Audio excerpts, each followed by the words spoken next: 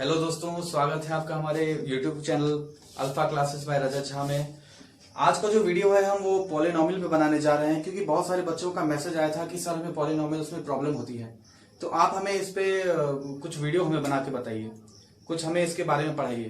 तो इसीलिए हमने आज पॉलिनोमियल पे वीडियो बनाया है। तो आइए हम जानते हैं पॉलिनोमियल सबसे है क्या। सबसे पहले हम ये जान लेंगे पॉलिनोमियल है क्या। तो सबसे पहले तो ये वीडियो क्लास 9th और 10th के बच्चों के लिए है, क्योंकि इसमें थ्योरेटिकल पार्ट है। उसके बाद हमने न्यूमेरिकल पे भी जाएंगे, और ये बिहार बोर्ड और सीबीएसई दोनों के लिए, दोनों बच्चों के लिए है, जिसे मैंने हिंदी और इंग्लिश दोनों में बताया है। ओके, तो आइए हम जानते हैं क्या है पॉलिनोमियल्स। तो पॉलिनोमियल्स को हम लोग हिंदी में बहुपद कहते हैं। पॉलिनोमियल्स को हम लोग हिंदी में बहुपद कहते हैं। तो बहुपद का सबसे पहले हम हिंदी से ही मतलब निकाल लेते हैं। बहुपद जिसमें बहुत सारे पद हो, बहु का मतलब बहुत ज्यादा, और पद जो होता है उसे हम टर्म्स कहते हैं। तो जिसमें बहुत सारे पद हो वो क्या कहलाता है? बहुपद कहलाता है। तो आइए इसका परिभाषा हम पहले देखिए, इसकी डेफिनेशन क्या होगी। Polynomials an algebraic expression having positive degree और power on a variable term.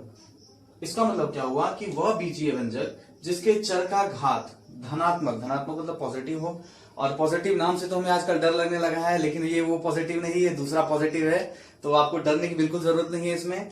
यह वह बीजीय व्यंजक जिसमें चर का घात धनात्मक तथा पूर्ण संख्या हो उसे बहुपद कहते हैं। आप देखिए किस तरह का धनात्मक या पूर्ण संख्या। तो सबसे पहले हम एक टर्म यहाँ पे हमको देखने को मिल रहा है अलजेब्रिक एक्सप्रेशन, अलजेब्रिक एक्सप्रेशन, और एक ही देखने को मिल रहा है यहाँ पे बीजीय व्यंजक। तो बीजीय व्यंजक क्या होता है सबसे पहले हम ये जान ले। तो जब हम लोग सिंपल भाषा में अगर हम समझें, सिंपल भाषा में अगर समझें, तो अगर संख्या के साथ साथ अगर हम अक्षरों का अध्ययन करते हैं, अगर संख्या के साथ साथ अगर हम जैसे कि कांस्टेंट के साथ अगर हम लोग वेरिएबल को भी पढ़ते हैं, तो वो क्या कहलाता है? बीजीय व्यंजक या अलजेब्रिक एक्सप्रेशन होता है। अब देखिए डेफिनेशन के हिसाब से जिसका डिग्री जो है या पावर जो है सो पॉजिटिव है। मान लीजिए कि अगर ये 6x का पावर 2 है प्लस 5 है, तो क्या इसे हम पॉलिनोमियल कह सकते हैं? डेफिनेटली कह सकते हैं, क्योंकि इसका पावर जो है ये 2 है, ये 2 जो है सो पॉजिटिव है अपने आप में। अपने आप में क्या है? पॉजिटिव है, पॉजिटिव या धनात्मक है। तो जब भी ये धनात्मक होगा तो ये हमारा पॉलिनोमियल हो जाएगा। आप देखिए सबसे पहले नेक्स्ट, तो अगला एग्जांपल हम देखते हैं 8y का पावर -5 प्लस 6 अगर हम लिखते हैं, तो क्या ये पॉलिनोमियल हो सकता है? क्या ये बहुपद हो सकता है? तो बिल्कुल नहीं, ये बहुपद नहीं होगा, क्योंकि इसका जो चर का घात है, इसका जो चर है y, इसका चर है वेरिएबल जिसको हम लोग इंग्लिश में कहेंगे, तो उसका पावर क्या है? -5 है, जो कि क्या होगा? माइनस है। तो माइनस वाला कभी भी, मैंने बताया है कि माइनस वाला कभी भी पॉलिनोमियल या बहुपद नहीं हो पाएगा, तो ये बहुपद नहीं होगा।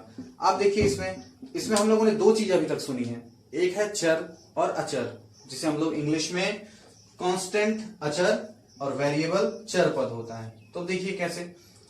तो कांस्टेंट होता है नॉट चेंजेबल, मतलब ये कांस्टेंट जो वैल्यू होती है वो कभी चेंज नहीं होगी, जो एक बार जो वैल्यू पड़ गई है वो वैल्यू वही कंटिन्यू रह जाएगी। जैसे कि मान लीजिए 8 है, तो 8 को तो हम चेंज नहीं कर सकते, 8 जो हमने किसी चीज की वैल्यू दे दी है तो वो वैल्यू वही की वही रह जाएगी। 2/5 है, -6 है, -4 है, तो ये सब क्या है? एक कांस्टेंट टर्म है ये सब, इसको हम लोग हिंदी में चर कहते हैं। ये चर राशि हो गई या कांस्टेंट टर्म हो गया, ठीक है, जो कभी चेंज नहीं होगी, इसे जिसका मान ना बदले। इसका मतलब ये हुआ जिसका मान नहीं बदलेगा, जिसकी वैल्यू नहीं बदलेगी। नेक्स्ट है वेरिएबल। वेरिएबल क्या होता है?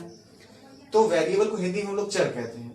हैविंग चेंजेबल वैल्यू, जिसकी वैल्यू चेंज होती रहती है समय के साथ, जिसकी वैल्यू चेंज होती रहे समय के साथ। बोले तो हम जैसे अगर हम लोग 4x, जैसे यहाँ पे एग्जांपल देखिए 4x, 5x, 9x, या हम लोग इसको चर के साथ कुछ भी लिख सकते हैं, उसमें b, k, p, a, b, c, d कुछ भी हम ले सकते हैं।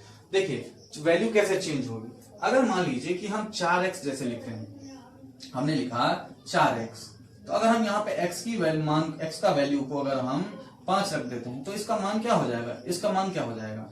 तो 4 गुने 5, 4 5 20 हो जाएगा। तो ये वैल्यू यहाँ पे बदलती रहेगी। अब यहाँ पे अगर हम x का वैल्यू अगर हम 7 रख देते हैं, तो इसकी वैल्यू क्या हो जाएगी? चेंज हो जाएगी। देखिए x की वैल्यू 28 हो गई। तो ये हो गया हमारा वेरिएबल और ये हो गया हमारा कांस्टेंट, जिसे हम अक्षर और अचर कहते हैं। आप देखिए जैसे एक एग्जांपल है यहाँ पे बहुपद का, पॉलिनोमियल का, ये देखिए 4x² प्लस 5x प्लस 6 है। तो सबसे पहले इसमें ये देखिए कि x का पावर यहाँ पे 2 है और यहाँ पे इसका पावर क्या है। अगर कोई मतलब पावर नहीं लिखा हो तो उसे हम हमेशा 1 समझेंगे। इसका पावर 1 है और दोनों अपने आप में क्या है, पॉजिटिव है, अपने आप में दोनों प्लस में है। यहाँ पे देखिए, यहाँ पे 3x² प्लस 8x का पावर 4, 6x और 3 है। तो ये दोनों भी क्या है, अपने आप में पॉजिटिव है और ये भी क्या है, अपने आप में पॉजिटिव है। तो ये दोनों क्या हो जाएंगे, हमारे पॉलिनोमियल हो जाएंगे, ये हमारे बहुपद हो जाएंगे। आइए हम आगे इसको आगे हम देखते हैं इसे।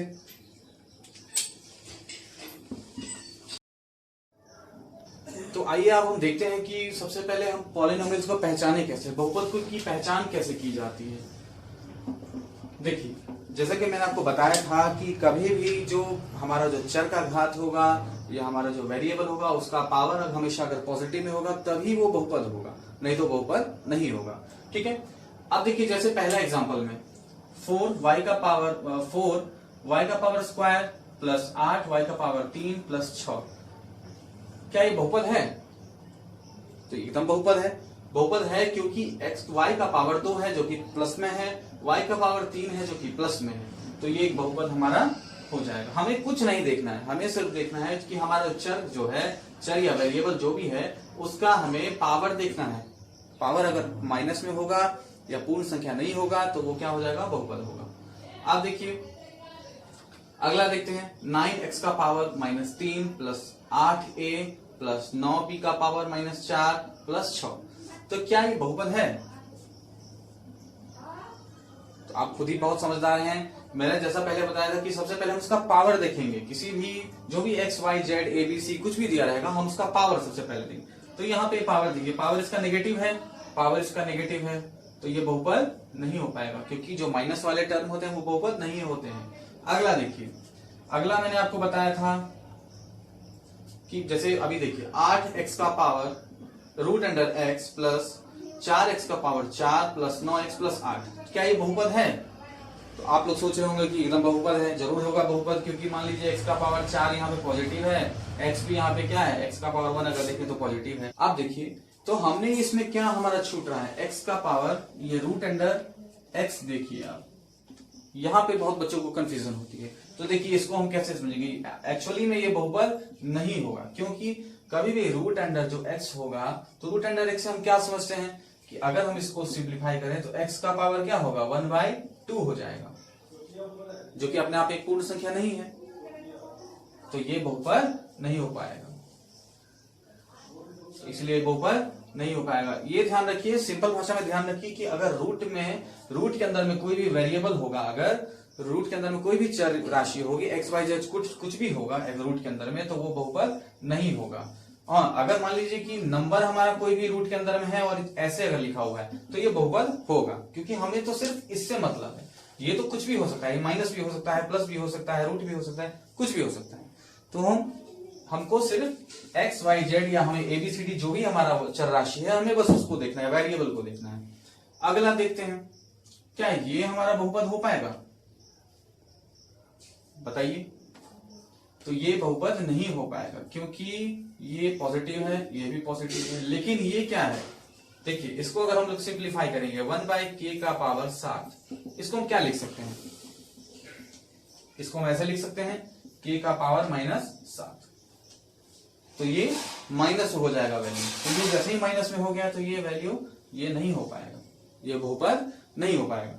देखिए अगला देखिए -0.8 x का पावर 3 प्लस 4 x का पावर 5 -6। तो अब हमारे कुछ दोस्त ये देख के आश्चर्य में पड़ गए होंगे कि यहाँ पे तो माइनस आ गया भाई, तो क्या ये बहुपद होगा या नहीं होगा। तो इसमें आपको घबराने की जरूरत नहीं है, क्योंकि मैंने आपको बताया था कि नंबर कुछ भी हो सकते हैं, हमारे नंबर्स कुछ भी हो सकते हैं, प्लस या माइनस कुछ भी हो सकते हैं, हमें बस इसको ध्यान देना है, इसको ध्यान देना है वैसे।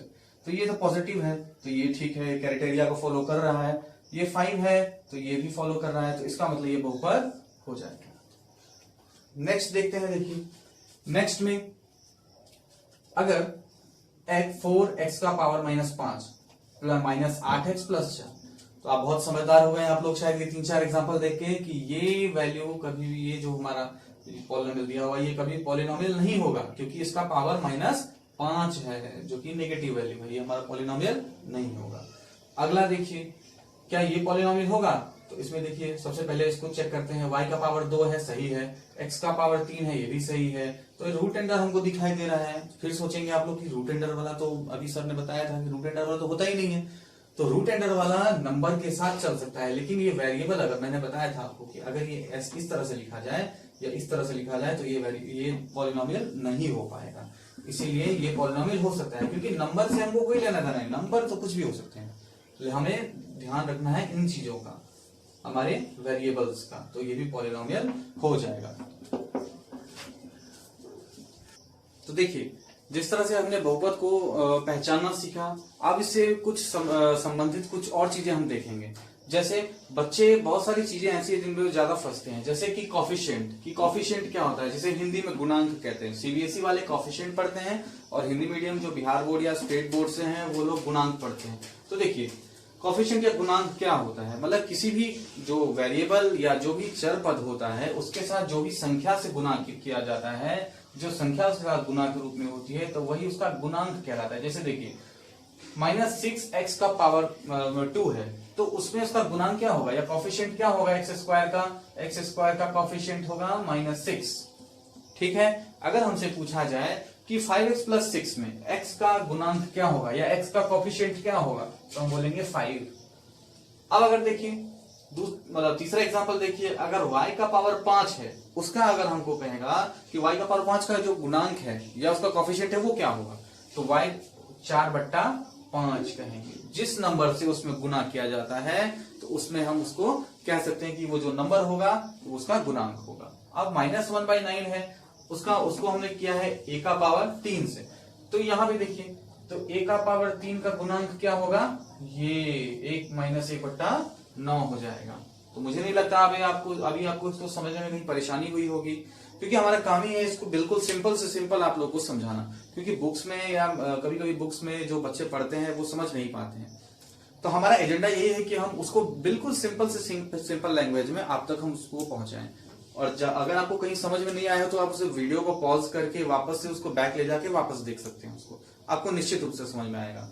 देखिए अगला है polynomial in various degree. Polynomial in various degree, विभिन्न घात वाले बहुपद।